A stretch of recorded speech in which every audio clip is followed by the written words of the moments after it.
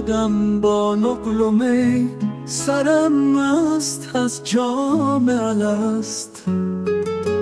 باز آمدم با چنگ و نی، سرمست از جام الست.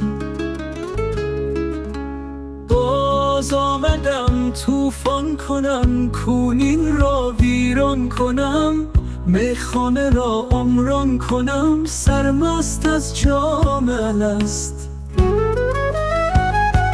باز آمدم جولان کنم، جولان در این میدان کنم، سرها چو گو غلطان کنم، سرمست از جام الست.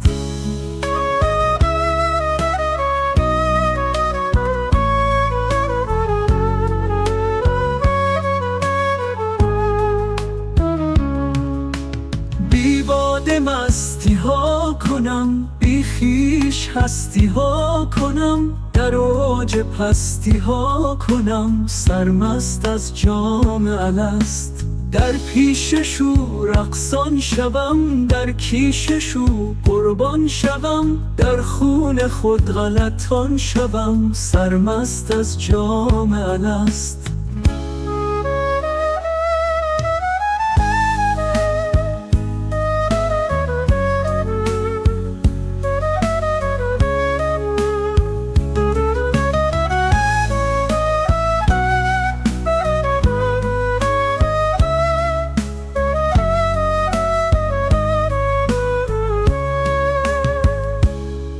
خود راز خود غافل کنم، نقش خودی زایل کنم، لوح سوی باطل کنم، سرمست از جام الست.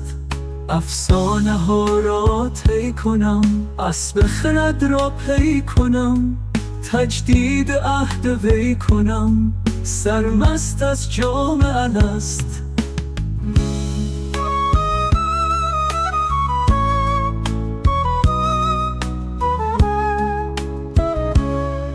دل را فدای جان کنم، جان در ره جانان کنم، این قطره را امان کنم، سرمست از جام الست. در بحر عشق بیکران چون فیضه گردم بی نشان، خود را نبینم در میان، سرمست از جام الست.